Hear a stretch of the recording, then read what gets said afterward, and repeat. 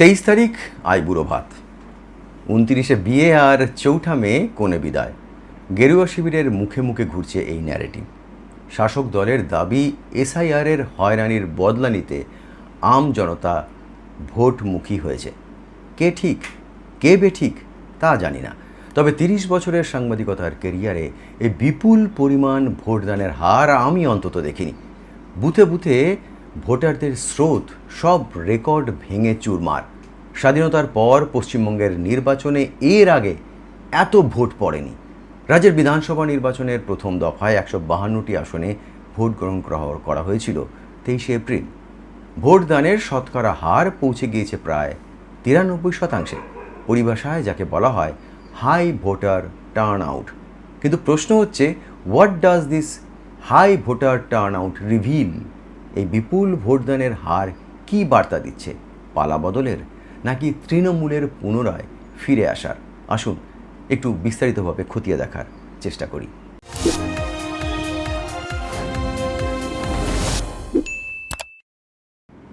পশ্চিমবঙ্গে প্রথম দফায় 152টি আসনে ভোট গ্রহণ ছিল 23 তারিখ, মানে গতকাল। দিনের শেষে দেখা গেল ভোটদানের হার পৌঁছে গিয়েছে 93%-এর কাছাকাছি। এ রাজ্যে তো বটেই, বিধানসভা নির্বাচনের নিরিখে সারা দেশে এই পরিসংখ্যান বিরল। কেউ কেউ নজিরবিহীন বলেও দাবি করছেন। 2011 সাল এবং 2021 সালের ভোটদানের হারকেও ছাপিয়ে গিয়েছে 2026 সালের নির্বাচনের ভোটদানের হার। দেশের মুখ্য নির্বাচন কমিশনার জ্ঞানেশ কুমার জানিয়েছেন, স্বাধীনতার পর থেকে এখনও পর্যন্ত পশ্চিমবঙ্গে ভোটদানের সর্বোচ্চ হার এটাই। এর জন্যে কমিশনের তরফে রাজ্যের মানুষকে সেলিউট করেছেন তিনি। ভোটদানের হার সবচেয়ে বেশি দক্ষিণ দিনাজপুরে। ওই জেলায় ভোট পড়েছে 95.22%। কোচবিহারে পড়েছে 95.17%।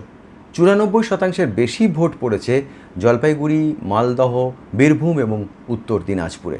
দার্জিলিং ও কালিম্পংয়ে ভোটের হার 90%-এর নিচে। বাকি জেলাগুলিতেও ভোটের হার 90%-এর গণ্ডি পেরিয়ে গিয়েছে। অনেকের মতে ভোটদানের এই নজিরবিহীন হারের নেপথ্যে অন্যতম প্রধান কারণ ভোটার তালিকার বিশেষ নিবিড় সংশোধন বা এসআইআর। প্রথম দফায় যে 152টি আসনে ভোট হয়েছে, সেখানে 40,46,750 জন ভোটারের নাম বাদ গিয়েছে। মোট ভোটারের সংখ্যা কমে গেলে এবং ভোটদানের সংখ্যা মোটামুটি একই থাকলে সহজ অঙ্কেই ভোটের হার বেড়ে যাওয়ার কথা। কিন্তু ভোটদানের সংখ্যাও এবার বেড়ে গিয়েছে 2021 বা 2024 সালের তুলনায় আর কি। তার কারণ কি? প্রথমত, ভোট না দিলে তালিকা থেকে নাম কাটা যাবে, এই আতঙ্কে অনেকে বুথমুখী হয়েছেন আর কি, ভোট দিতে গিয়েছেন। দূর দূরান্ত থেকে কাজকর্ম রুটি রুজি ফেলে ছুটে এসেছেন শুধু ভোটাধিকার প্রয়োগ করবেন বলে। তবে সেই ভোট কার পক্ষে বেশি গেল, শাসক না বিরোধী? সেটাই প্রশ্ন। এই বিপুল ভোট কি স্থিতাবস্থা বা প্রতিষ্ঠান বিরোধিতার পক্ষে পড়ল নাকি বাঙালি গরিমার পক্ষে? আগামী 4ঠা মের আগে তার হদিশ পাওয়া সম্ভব নয়। প্রথম দফার ভোটের পরে যুযুধান দুপক্ষেরই দাবি করছে যে, তৃণমূল এবং বিজেপি দুপক্ষই দাবি করছে যে তারা 125টি আসন পাচ্ছে।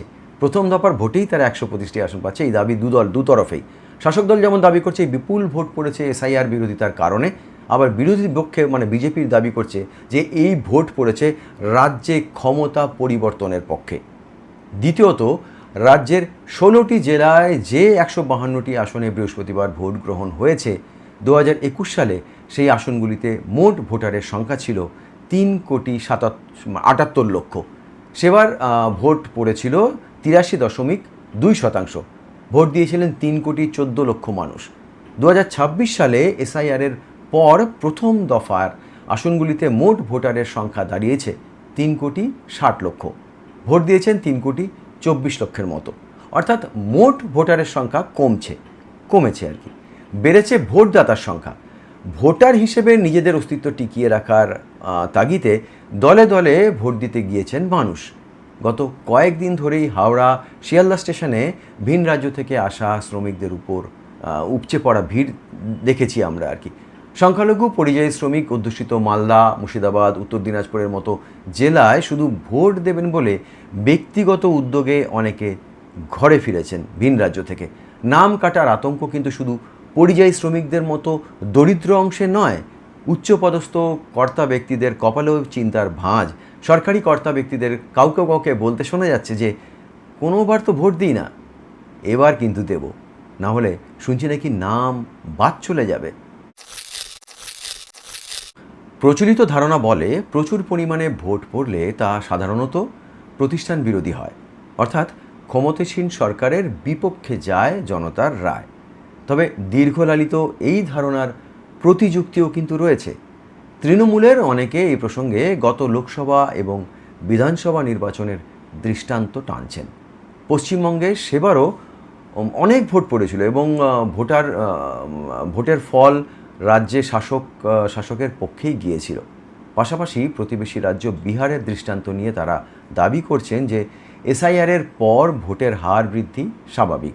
তবে বিহারেও ভোটের হার বেড়ে যাওয়ার পর ক্ষমতাসীন সরকারের প্রত্যাবর্তন হয়েছে।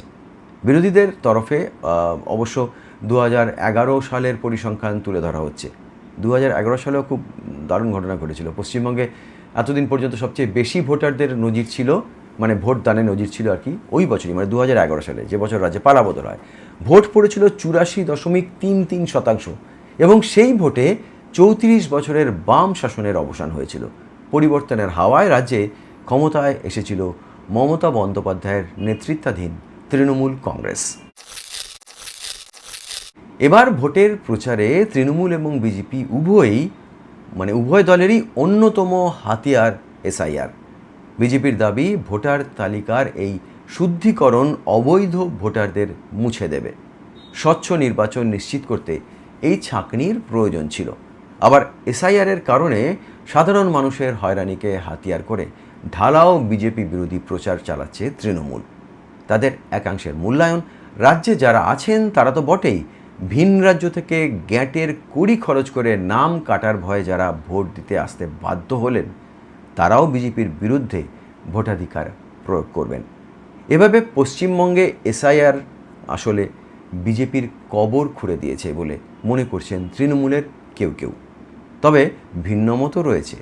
বিজেপির যুক্তি, দূর দূরান্ত থেকে রাজ্যে ফিরে মানুষ ভোট দিচ্ছেন পরিবর্তন সুনিশ্চিত করার জন্যই, যাতে কাজের অভাবে আর তাদের বাড়িঘর ছেড়ে অন্য রাজ্যে বা অন্যত্র চলে যেতে না হয়।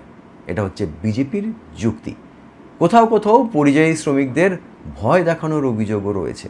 এই সমস্ত ভোট আদৌ তৃণমূলের বিরুদ্ধে যাবে কি না, সংখ্যালঘু অধ্যুষিত এলাকায় পরিযায়ী শ্রমিকদের ভোট বাম কংগ্রেসের মধ্যে ভাগ হয়ে যাবে কি না, সেক্ষেত্রে কার লাভ এবং কার ক্ষতি তা নিয়েও কৌতূহল রয়েছে।